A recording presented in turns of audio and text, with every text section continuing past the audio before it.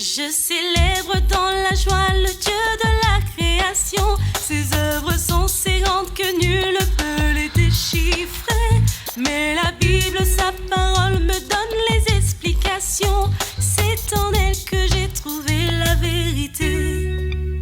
Je célèbre dans la joie le Dieu de la création, le créateur du vent, des sources, de tous les animaux. Je veux le louer, car je reconnais sa perfection à travers son ouvrage. Chers amis internautes, nous sommes ravis de vous retrouver pour ce nouvel épisode de l'émission « Que tes œuvres sont merveilleuses ».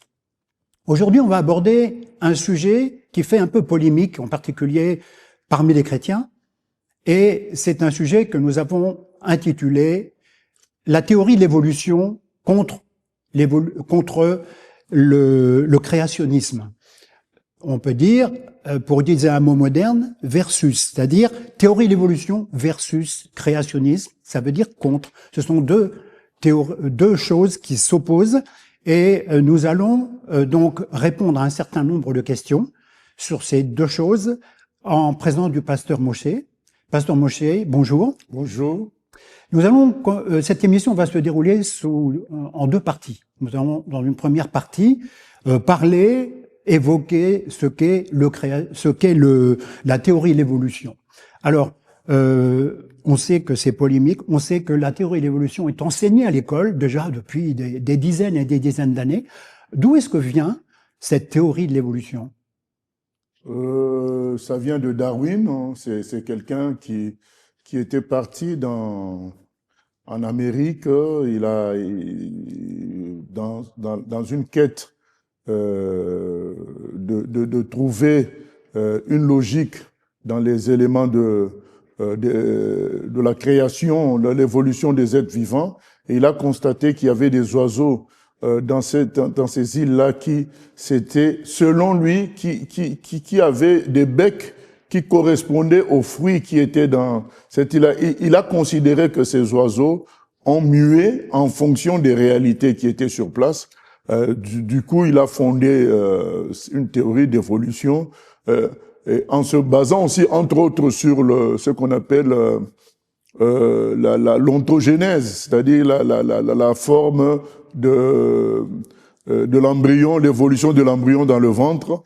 Il s'est dit que certainement les espèces ont connu aussi des transformations successives jusqu'à devenir ce qu'elles sont aujourd'hui.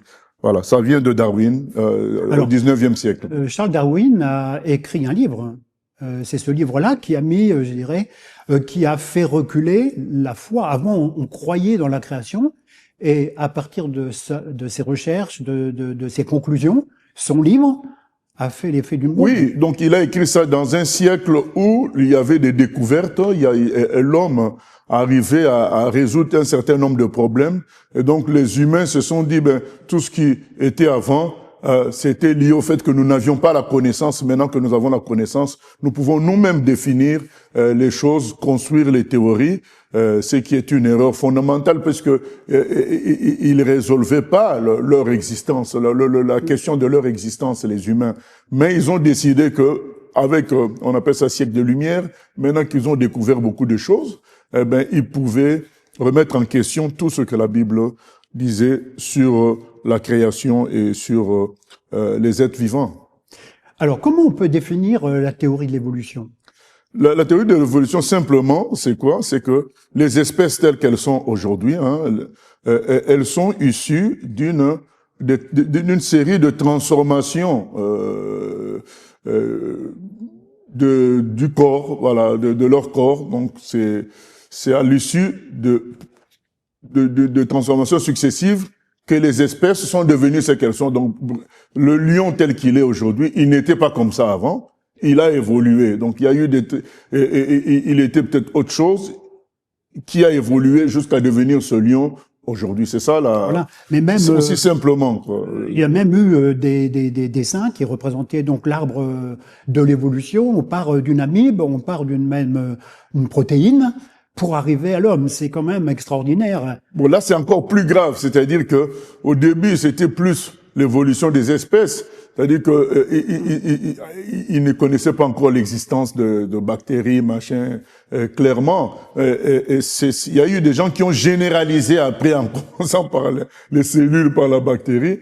Mais Darwin, lui, c'était beaucoup plus des animaux primaires qui ont évolué jusqu'à devenir ce qu'ils sont aujourd'hui. Et c'est très grave. C'est très grave parce que les gens qui ont généralisé en sont même arrivés à dire que le vivant a été produit par l'inerte. C'est-à-dire qu'avant, il y avait une protéine, c'est pas un truc vivant, c'est pas un organisme vivant. Mais donc ils ont considéré que, des assemblages chimiques ont pu produire de la biologie, de quelque chose de vivant. C'est pas normal.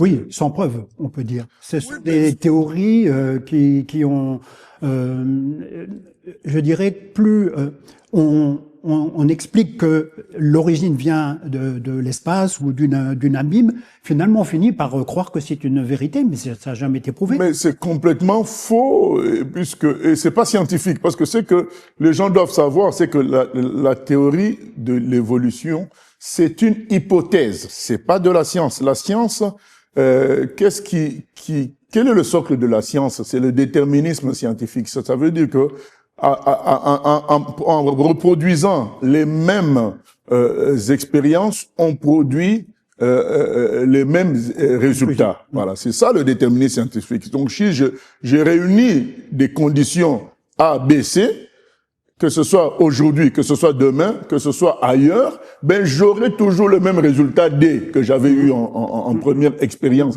Et il n'y a pas du tout ça dans l'évolutionnisme. On n'a pas pris de l'inerte et on a créé du vivant. On n'a pas répété cette expérience. Donc c'est une hypothèse, c'est pas de la science.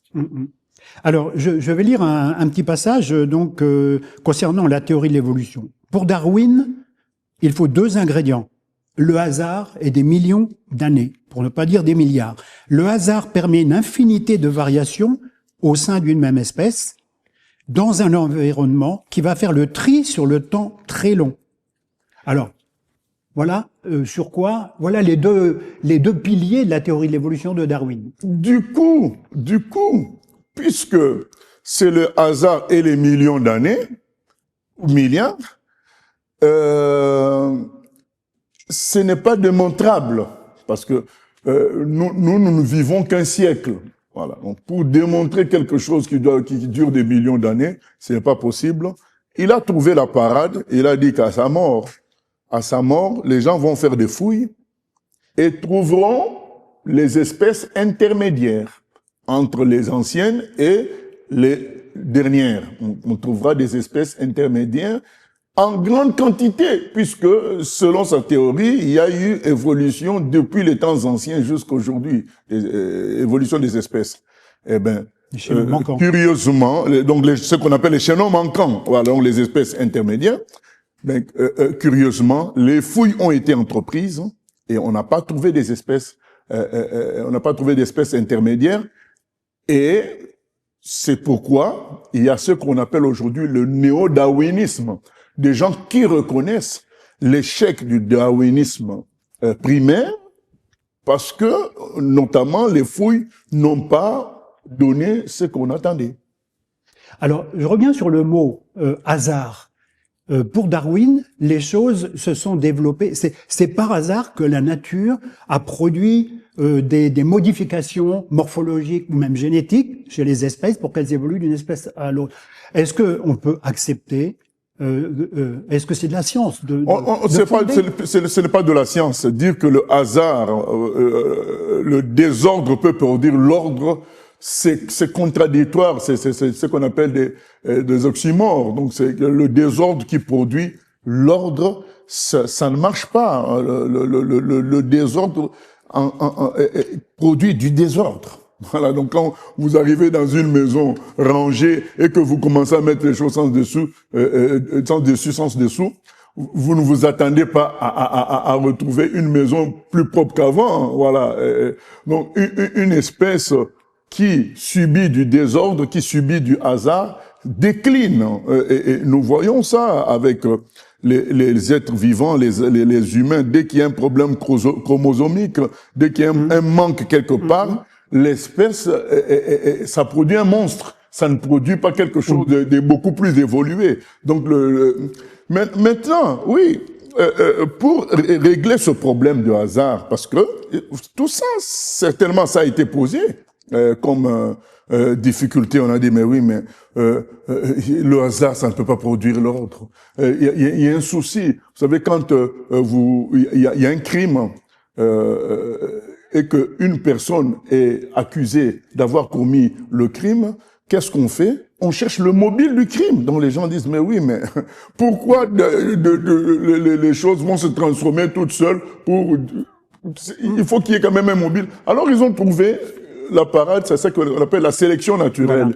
Voilà. Ils ont dit, bon, c'est pas tout à fait le hasard. C'est parce que les espèces ont voulu s'adapter à leur environnement. Et c'est ce qui fait que elles ont dû évoluer pour pouvoir s'adapter à leur environnement. Ben, ça, c'est la marque. Donc c'est comme ça qu'ils expliquent que certaines espèces ont été modifiées, se sont développées, et d'autres ont disparu. Oui, et du coup, ils ont dit, ben, par sélection naturelle, qu'est-ce qui se passe?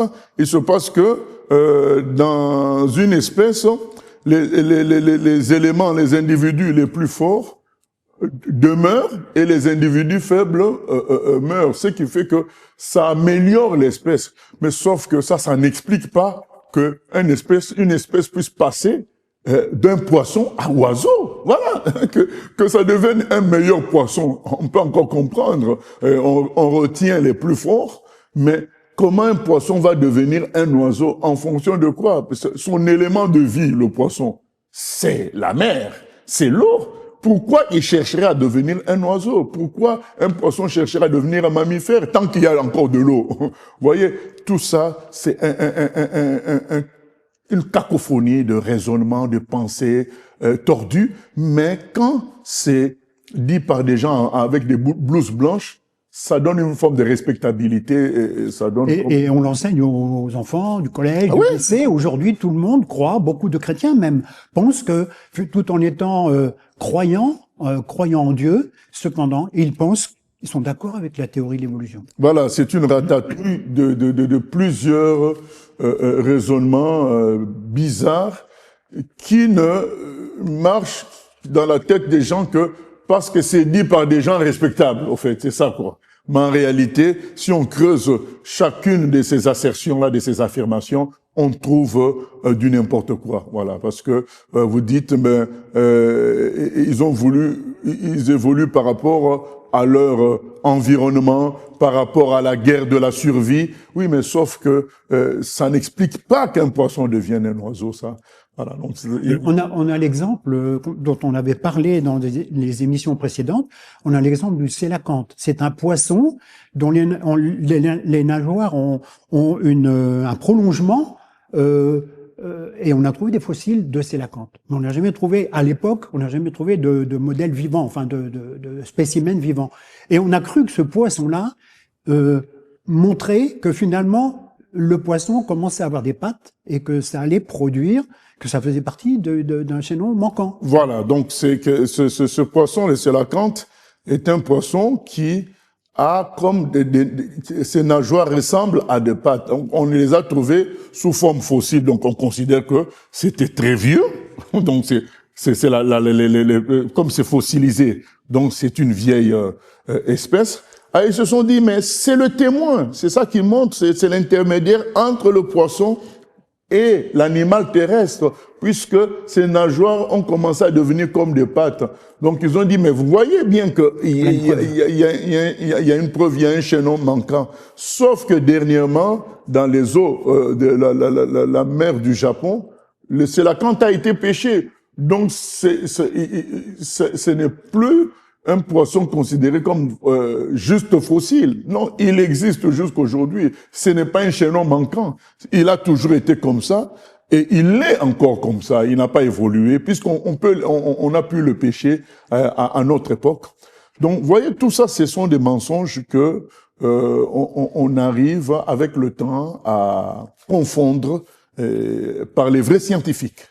Alors, les évolutionnistes, eux, argumentent que des petites mutations génétiques s'opèrent dans les cellules de la reproduction et s'additionnent ensuite. Alors, est-ce que ça tient, est-ce que cette conclusion, cette assertion tient debout? On a vu la dernière fois l'ADN. On a vu la vidéo sur l'ADN et on a vu que l'ADN est capable même de se restaurer.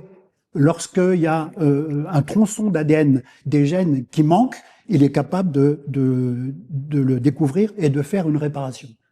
Oui, donc, comment peut-on dire voilà, ils disent qu'il y a des mutations génétiques parce que les gens leur disent, mais attendez, comment une créature peut être transformée? Forcément, il y a une transformation dans les gènes aussi. Ils disent oui, il y a des mutations génétiques légères qui, en s'assemblant, produisent avec le temps une autre espèce. Sauf que l'expérience biologique montre qu'à chaque mutation, il y a, déclin de l'espèce. Donc, les mutations produisent un déclin. Il suffit on prenne l'exemple de la trisomie 21. C'est une mutation génétique, mais ça crée un déclin dans l'être humain. Donc, les mutations transforment les espèces en quelque chose de moins fort, moins pur, moins ordonné, moins efficace. Donc, les mutations amènent la créature à la baisse, pas à la hausse. C'est ça l'expérience que nous faisons en mutant les choses et en produisant les petites mutations. Et donc, ça ne tient pas la route. Deuxième raison pour laquelle ça ne tient pas la route, l'histoire des mutations génétiques, c'est que nous avons découvert l'ADN dans les années 50 ici au XXe siècle. Donc, quand tout ça est formé, l'ADN n'est pas encore connu. Mais quand nous découvrons l'ADN, qu'est-ce que nous comprenons? Nous comprenons que l'être est déterminé, donc le devenir d'un être vivant est déterminé par un code génétique qui est dans l'ADN. Donc, c'est l'ADN qui fixe le devenir de quelqu'un. Et donc, du coup, on ne comprend pas pourquoi un être qui a été programmé à être quelque chose va accepter une mutation génétique qui l'abîme, en fait. Ça contredit la théorie de l'information. Il y a une information qui est donnée dès le départ pour être quelque chose. Les mutations génétiques viennent abîmer ça. Et comme vous l'aviez dit, c'est que l'ADN a la capacité de s'auto-réparer. Donc, il résiste à ces mutations génétiques. Donc, ça ne tient pas la route. La découverte de l'ADN montre que l'information a été donnée dès le départ par quelqu'un pour qu'une espèce existe. Voilà. Donc, il y a l'homme aujourd'hui, les scientifiques aujourd'hui, disons la science aujourd'hui est capable de produire des mutations volontaires, notamment de certaines espèces végétales. Je prends l'exemple du maïs, pour que le maïs puisse résister aux herbicides qu'on met dans les champs, ils ont inclus dans les gènes du grain de maïs, justement, des gènes capables de résister à l'herbicide. Donc, en fait, là, vous donnez ceci est un exemple pour montrer que des modifications, qu'elles soient volontaires ou non, aboutissent de toute façon à quelque chose de diminué. Voilà. Parce que les paysans qui plantent ce maïs ne peuvent pas utiliser les grains de maïs pour une nouvelle récolte. Ils ne peuvent pas utiliser la semence. Donc, c'est des maïs inefficaces à la longue. Donc, ça résiste peut-être à certaines mauvaises herbes, mais ça n'a plus les autres facultés que le maïs a. Voilà, naturellement. Voilà. C'est ça. Donc, c'est une diminution de la force de l'espèce. Voilà. Donc, l'auteur de cette stabilité dans les gènes, dans l'ADN, etc., c'est Dieu qui l'a fait dès les origines. On se souvient ce que dit la Bible dès le commencement, dès la création. Il a créé les plantes, les arbres, chacune selon son espèce. Il a créé les animaux, chacun selon son espèce. C'est un code. Les gens qui font le développement informatique, mais ils codent. Donc, ils mettent les choses dans un langage informatique et nous, on peut voir un site Internet.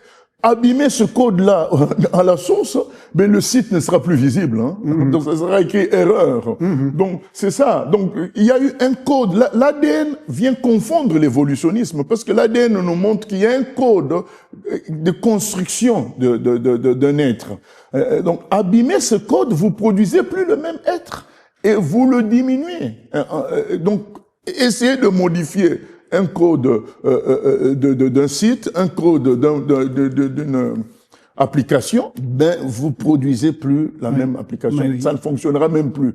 Voilà. Donc c'est pour dire que aujourd'hui, nous avons la certitude qu'il y a un être supérieur qui est Dieu, qui a créé ce code, qui a mis ce code qui produit ce que nous voyons, comme le code informatique te produit un site avec des couleurs, une certaine beauté. Mais quand vous voyez le code, c'est des chiffres et des lettres, mais à la fin, vous avez une belle image devant votre ordinateur.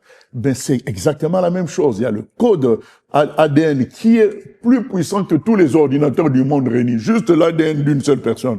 C'est tellement complexe que c'est plus puissant que tous les ordinateurs réunis. Eh ben, c'est ce code qui produit les êtres que nous voyons à gauche, à droite. Alors, la science considère que l'homme fait partie du règne animal. Hein. On le voit dans les arbres généalogiques de la théorie de l'évolution, que l'homme fait partie de ce qu'on appelle les espèces animales. Et on sait que Dieu a créé l'homme à son image. Donc, l'homme est spécial quand même. L'homme est différent. L'homme est spécial et Dieu a mis, il a mis toute sa science, on pourrait dire, sa connaissance pour créer. Il parle, l'homme. Il construit. Il planifie. Il a une conscience de l'après. Alors que l'animal n'a pas tout cela. Donc l'homme est une créature à part. Et la Bible dit qu'il a été créé à l'image de Dieu. C'est pourquoi il cherche la rivalité avec Dieu, parce que le premier péché, c'est la rivalité avec Dieu. Les évolutionnistes ils travaillent à être des rivaux de Dieu. Ils disent, nous avons l'autre explication. Voilà. C'est le premier péché, c'est la rivalité avec Dieu. Nous pouvons nous débrouiller par nous-mêmes pour comprendre les choses. C'est la rivalité avec Dieu, alors que c'est Dieu qui nous a créés et c'est lui seul qui était au moment où il créait, et donc c'est lui seul qui peut donner les renseignements concernant la création d'une manière efficace. Voilà. Donc, en fait, Dieu a créé, a fait une création très stable, complexe. L'homme, la science peut quand même connaître ça, la complexité du monde vivant, stable surtout. Et l'homme, lui, il refuse. Finalement, la théorie de l'évolution, n'est-ce pas un plan contre Dieu? Est-ce que c'est pas remplacer Dieu? Vous l'aviez dit au début de votre dans votre introduction, vous avez dit que quand il y a eu la théorie d'évolution, beaucoup ont perdu la foi parce qu'ils ont dit tiens, nous tenons l'explication de l'existence des espèces, donc la Bible fait fausse route. Donc à partir de cela, beaucoup ont perdu la foi parce qu'en réalité, les tenants de la théorie de l'évolution étaient gênés par la morale chrétienne. Gêné, puisque s'il y a un Dieu, forcément il y a un ordre moral. Parce que d'où vient l'idée du mal et du bien? L'animal ne fonctionne pas avec cette logique-là du mal et du bien. L'animal fonctionne dans la logique de survie, de vie, de manger, de tuer s'il le faut. Voilà, il fonctionne pas dans la logique du mal et du bien. Voilà, mais l'homme a cette notion-là. Eh ben, pour casser cette notion-là du mal et du bien, ben, il fallait casser la notion de l'existence de Dieu et bâtir une théorie comme ça qui contredit le livre de Genèse, eh ben, c'était un moyen pour aspirer la foi des uns et des autres. Mais tout ça, il faut dire que ça a été nourri par l'époque. L'époque était une époque, comme on a dit, siècle de lumière, de découvertes, des choses comme ça. L'homme se crut fort. Alors, il lui a voulu c'est comme la tour de Babel. L'homme se crut fort, il a bâti une tour, ben on va s'approcher de Dieu. C'est exactement pareil au 19e siècle. L'homme a commencé à faire des découvertes à gauche, à droite, en biologie, en physique, en chimie, et finalement il s'est cru fort. Mais la réalité, c'est que jusqu'aujourd'hui, on ne fait que découvrir, c'est sans fin. Donc, c'est Dieu seul qui tient l'infini entre ses mains. Alors, on peut savoir par Internet, justement, qu'un certain nombre de scientifiques qui expriment leur foi en Dieu, et tout en étant experts dans leur matière scientifique, ils croient dans l'existence de créateurs, de Dieu. Et souvent, ce qu'on voit, c'est que ces gens-là, ils perdent leur poste, soit dans les chaires d'université, l'enseignement de leur matière, de leur discipline, oui, etc. On les écarte parce qu'ils disent ouvertement que le monde, enfin que la théorie de l'évolution ne tient pas debout. Oui, puisque 1 Jean 5, 19 nous dit que le monde entier gît sous le pouvoir du diable. Donc les puissances de ce monde sont en grande partie dominés par le diable. Alors, et leur but, c'est créer l'incrédulité dans l'être humain, créer le rejet de Dieu dans l'être humain. Le diable a perdu la bataille vis-à-vis de Dieu, et son désir aujourd'hui, c'est d'entraîner le plus grand nombre en enfer. Alors, qu'est-ce qu'il fait? Ben, il crée le reniement de Dieu dans le cœur des gens pour... comme c'est écrit, nous sommes sauvés par la foi. Les gens n'ayant pas la foi, ils suivront le diable en enfer. Là, il se réjouit de faire du mal à Dieu en amenant beaucoup de gens en enfer. Et donc, la théorie de l'évolution est utilisée à fond pour justement mettre mal à l'aise les chrétiens qui affirment le contraire, qui s'opposent à ça.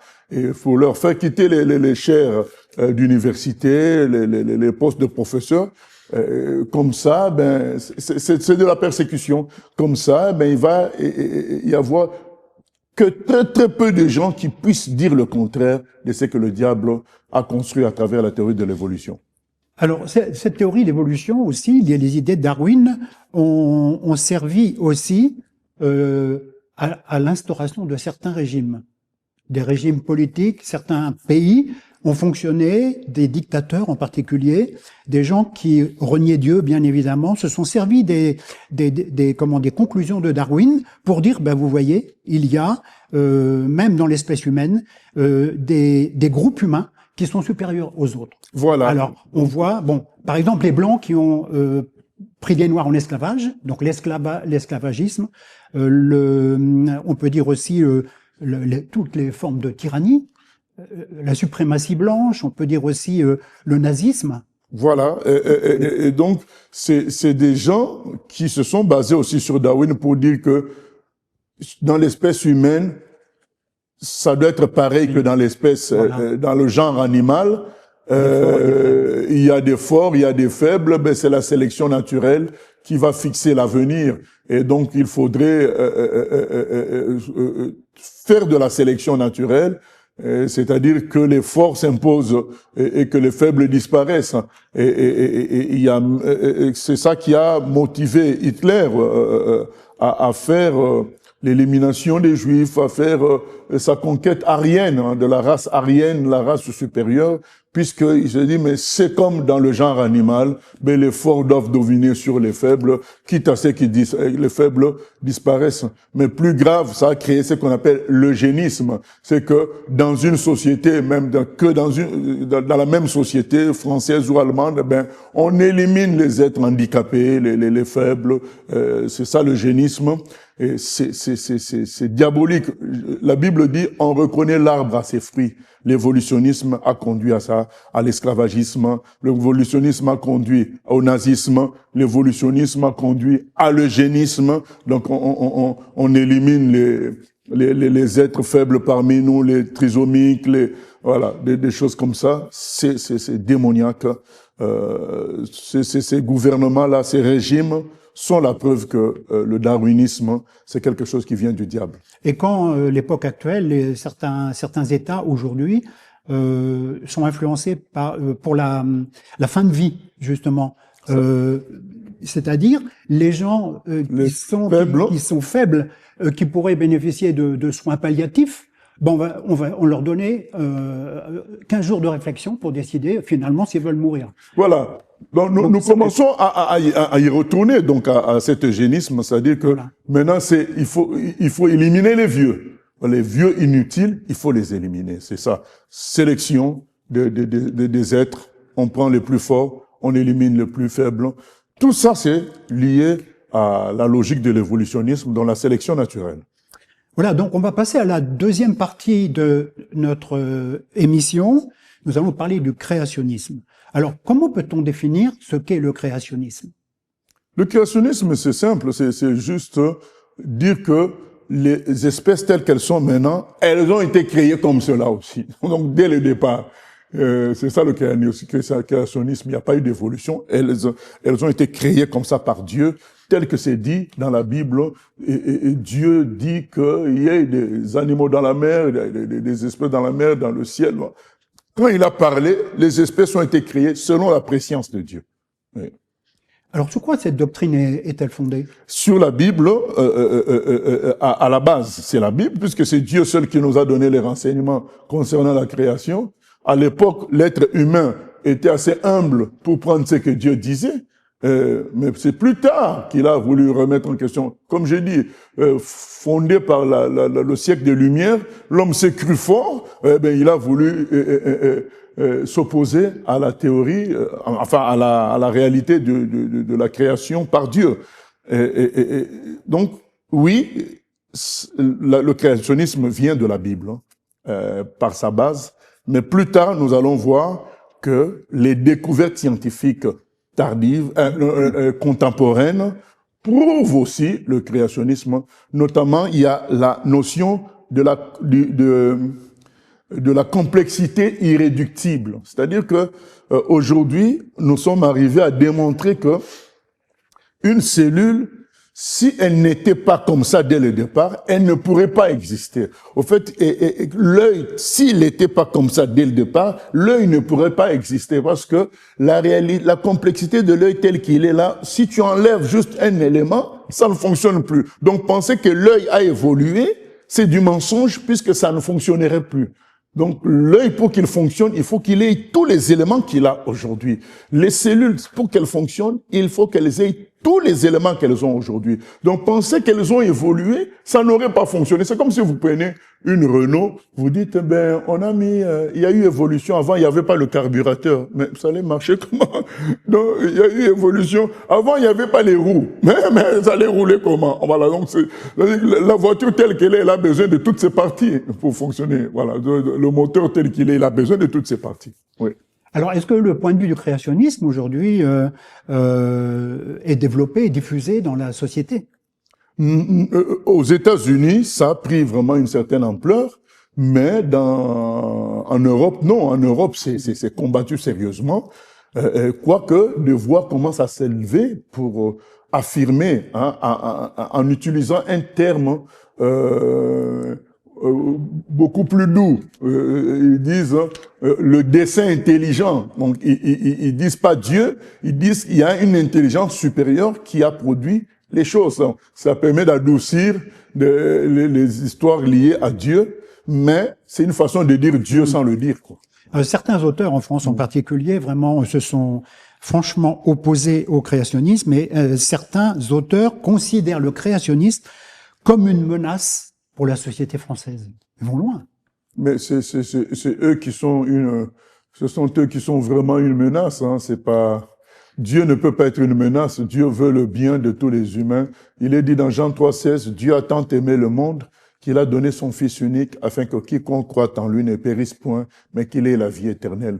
Dieu veut faire mieux que le créationnisme, mieux que l'évolutionnisme, c'est nous donner la vie éternelle. Donc, un corps qui n'aura plus jamais de perte, qui n'aura plus de dysfonctionnement. Tout sera parfait en ayant le nouveau corps que Jésus-Christ donne par la résurrection. En fait, les gens qui prennent fait et cause contre le créationnisme, c'est eux qui se sentent menacés. Voilà. Eux sont menacés par la vérité. Ils sont menacés par la Et vérité. c'est pourquoi ils veulent la faire taire. Voilà, ils sont aussi poussés par le diable. C'est des serviteurs conscients ou inconscients du diable. voilà, pour s'opposer aux choses que Dieu a faites. Alors, une question. Est-ce que le créationnisme est compatible avec une démarche scientifique? Le créationnisme est compatible. Bien sûr, le créationnisme est compatible avec la démarche scientifique. Je vous ai parlé de la complexité irréductible. Aujourd'hui, la science d'aujourd'hui, notamment l'ADN, montre que l'information est faite au départ. Vous pouvez pas prendre un ordinateur et dire, tiens, avant, il n'y avait pas de disque dur, maintenant on met le disque dur. Non. C'est, quand quelqu'un invente son ordinateur, il prévoit la partie mémoire, il prévoit le code pour relier la mémoire vive et la mémoire, le disque dur, la mémoire morte. Il fait des fils, il fait les boutons qu'il faut pour tout. Quand quelqu'un produit quelque chose, il a le plan de ça. Et l'ADN nous montre qu'il y a un plan avant la création de quelque chose. C'est l'ADN qui est ce plan-là. Et donc la science aujourd'hui va plus dans le sens de l'existence de Dieu. Un jour, nous parlerons peut-être de la physique quantique. Vous verrez que les découvertes de la physique quantique aujourd'hui, s'il n'y a pas Dieu, on ne peut plus parler de la physique aujourd'hui. Parce que la physique d'aujourd'hui, elle est clairement, elle montre clairement l'existence de Dieu. Justement, c'est un frère qui m'a exposé ça. Il m'a dit, j'ai vu, il y a un scientifique qui est arrivé par la physique quantique à démontrer l'existence de Dieu et même de Jésus. Bon, sur le coup, j'étais un peu étonné. Bon, je n'ai pas d'éléments. On en parlera plus tard. Voilà. Mais c'est pour dire que la science aujourd'hui est beaucoup plus proche du créationnisme que de l'évolutionnisme. Voilà, c'est ça la réalité. Sauf que cette science-là, elle est cachée aux gens simples. Les gens simples continuent à recevoir les mêmes cours à l'école avec des profs qui eux-mêmes ne lisent pas ou bien qui sont plus dans l'idéologie plutôt que dans la science. Voilà. Donc beaucoup sont dans l'idéologie parce que reconnaître l'existence de Dieu, c'est reconnaître qu'il est notre chef, c'est reconnaître qu'il a un code de la route. Et les gens ne veulent pas du code de la route. Ils veulent, comme on dit, la nuit, tous les chats sont gris. Donc les gens veulent un monde où tous les chats sont gris. Voilà. Ils veulent pas d'un monde où il va y avoir les ténèbres et la lumière.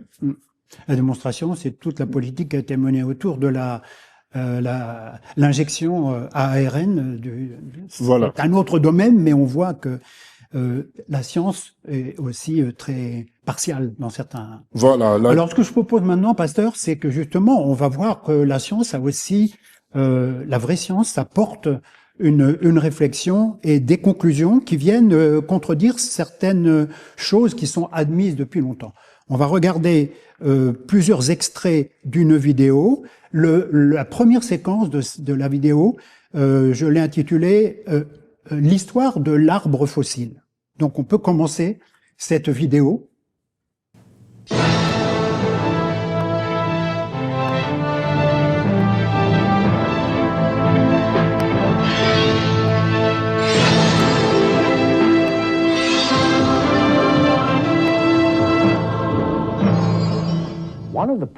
Un des problèmes auxquels se heurte le géologue est celui de l'arbre fossile, dont il existe quelques exemplaires en Australie, en Amérique et ailleurs. On peut en voir qui traversent verticalement plusieurs épaisseurs de houille. En voici par exemple un qu'on trouve dans une mine de charbon de Birmingham en Amérique. Certains ont jusqu'à 12 mètres de long et traversent plusieurs bancs de roches.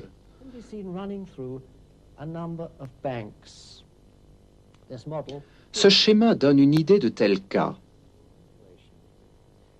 Ce qui est curieux, c'est qu'on nous dit qu'un seul de ces bancs aurait pu mettre des millions d'années pour se former. Si c'était le cas, cela aurait donc duré des millions d'années pour enterrer un arbre. Ce n'est pas possible, car l'arbre aurait pourri ou serait décomposé bien avant d'être complètement enterré. Comment alors expliquer ces fossiles ? Un savant s'est penché sur ce problème, et l'épisode que vous allez voir vous donnera une idée des implications de son étrange et passionnante découverte. Pour suivre l'explication, il faut bien comprendre la différence entre une couche et un banc. Ici, vous voyez des bancs de couleur orange, jaune ou bleu. Dans chaque banc, vous pouvez apercevoir plusieurs strates. Ce que vous ne pouvez pas voir, par contre, ce sont les couches de sédiments. Vous ne pouvez les voir, car lorsque chaque couche de sédiments arrive, elle se divise en bancs, comme ce que vous voyez. Si vous pouviez voir les couches, elles ressembleraient en gros à ceci. À la fin du film, vous comprendrez pourquoi il est essentiel de comprendre la différence entre les bancs et les couches. Non seulement vous aurez la solution au problème de l'arbre fossile, mais cela vous expliquera aussi pourquoi la théorie de l'évolution s'effrite. Voilà. Cette première séquence, on peut en faire des commentaires.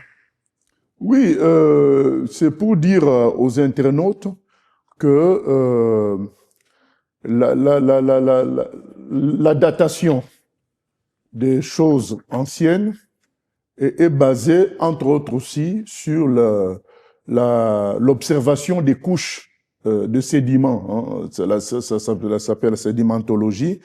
Et du coup, il y a une théorie qui a été communément admise depuis des siècles. C'est quoi? C'est que chaque couche représente un âge.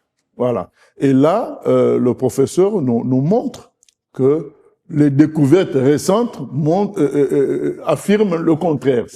Les couches ne viennent pas horizontalement, elles viennent plutôt latéralement. Voilà. Donc c'est ça que voilà, je voudrais dire pour que les internautes comprennent l'idée qui est là, c'est que la datation des choses telles qu'elle a été conçue. On dit aux gens, mais oui, mais les couches, c'est scientifique. Oui, mais c'était une erreur, c'était une mauvaise conception. Voyez? Donc la science n'est pas la solution à tout. Alors on va regarder la deuxième séquence, et cette séquence va nous parler justement de la formation des bancs. Et c'est aussi très instructif. Il se rendit compte qu'on se trompait en affirmant que le banc du fond était nécessairement plus ancien que celui du dessus. Il devenait clair que tous les bancs, ceux du dessus, ceux du milieu et ceux du fond, étaient encore en train de se former. Ils se formaient latéralement. Ainsi, une partie du banc supérieur avait le même âge qu'une partie du banc inférieur. Assez rapidement, Walter comprit la cause de cette formation latérale des bancs. Les particules de sédiments se déversant dans les mers, apportées par les rivières, les inondations et le vent, se trient entre elles selon leur taille. Les plus grosses particules, celles colorées en jaune, restent près de la côte. Les moins lourdes, en bleu, sont entraînées un peu plus loin, et les particules les plus fines, colorées en orange, sont emportées par les vagues et les courants encore plus loin. On peut voir que les couches de sédiments se déposent les unes à côté des autres. Les particules de sédiments dans les couches se trient suivant leur taille, dans les bancs de types variés de sédiments. Ceci pourrait être un banc de galets, celui-ci de grès, celui-ci d'argile. Ainsi, les bancs se forment latéralement. Ce morceau de banc, le plus proche de la côte, est plus ancien que ce morceau du même banc plus éloigné de la côte. Ainsi, cette partie du banc au fond a le même âge que cette partie du banc au-dessus.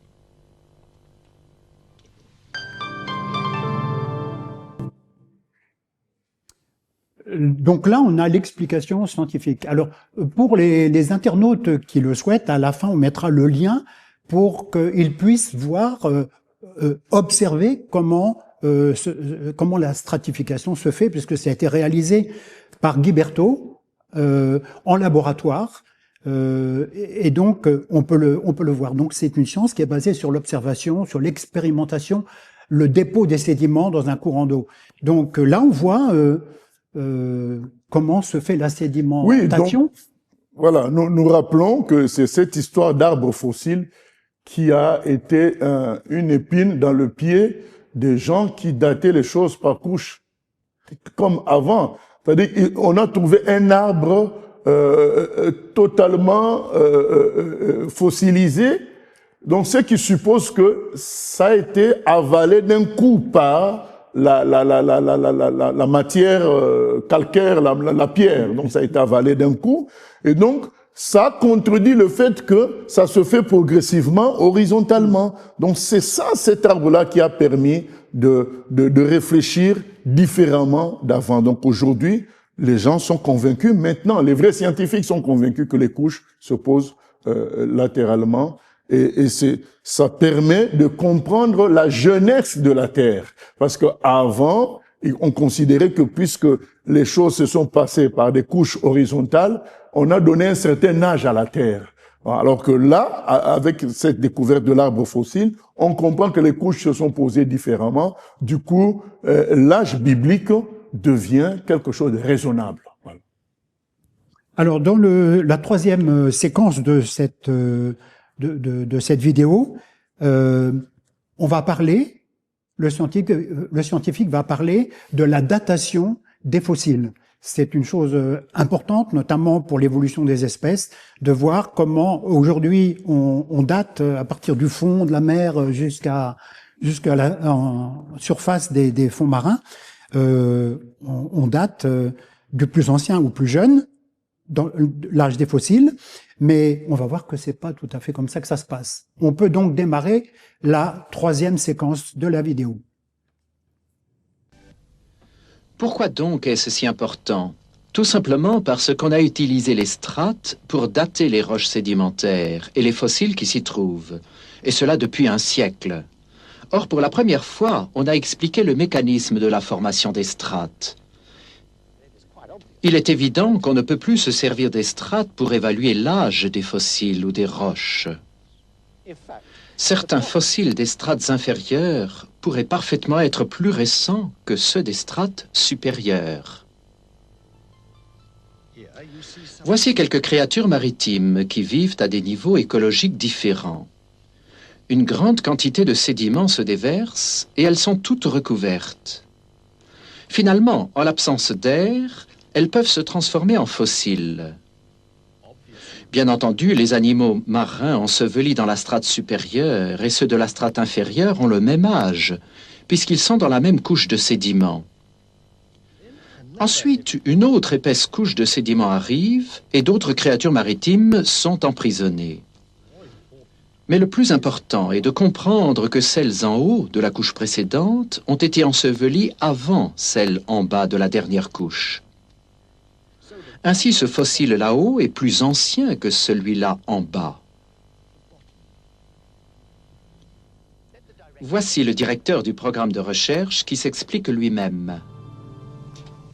La théorie de l'évolution se base sur la croyance qu'une succession d'espèces fossilisées au cours de longues périodes géologiques démontre qu'il y a eu un progrès évolutif entre les espèces.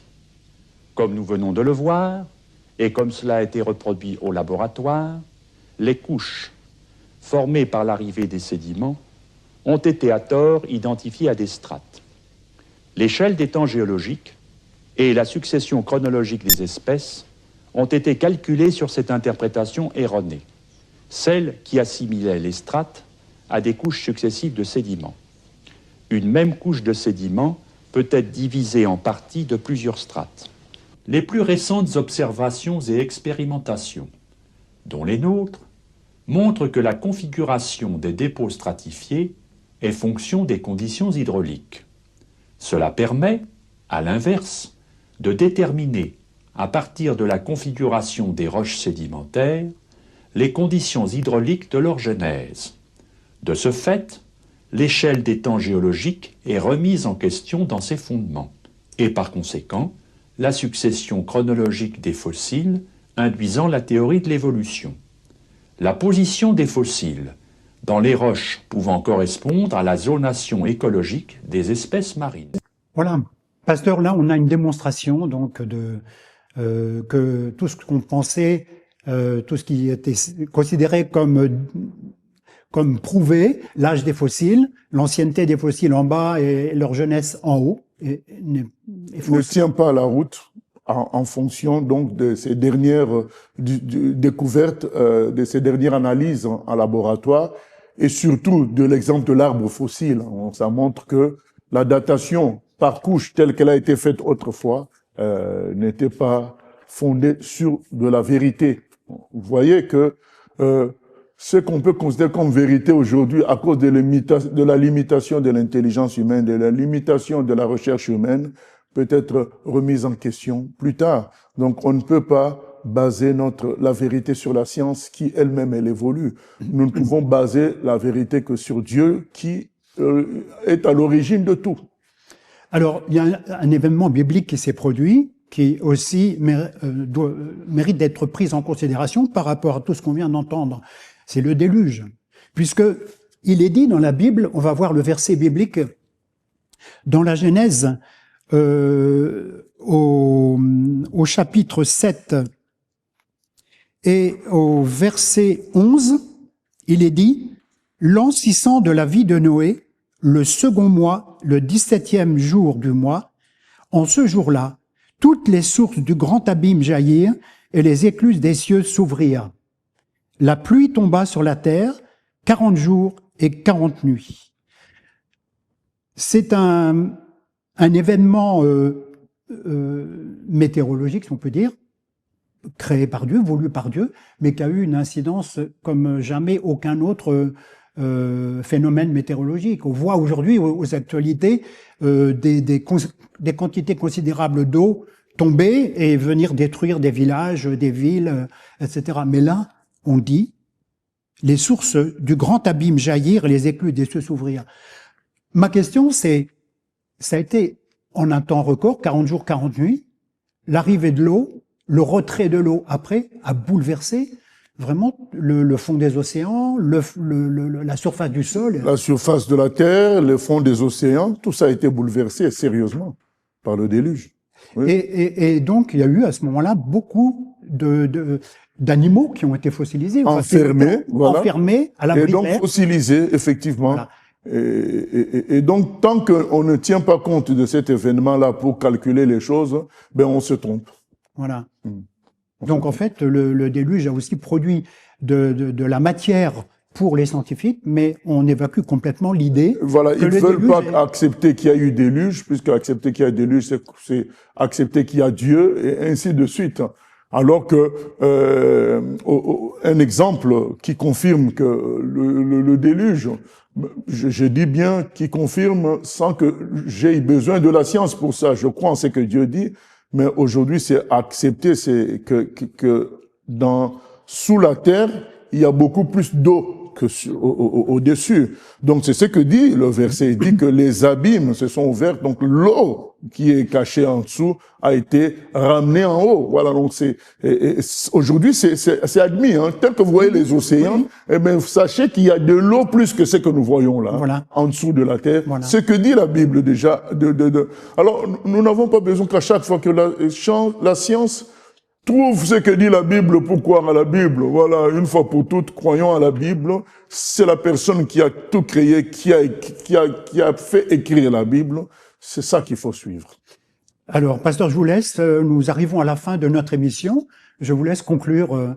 La conclusion, c'est que par des éléments scientifiques, nous avons démontré que l'évolutionnisme, c'est une hypothèse farfelue, hein, qui est déjà remise en cause dans le milieu scientifique, mais sans que ça soit rapporté dans les écoles. Voilà, dans le milieu scientifique des grands, mais c'est déjà remis en cause.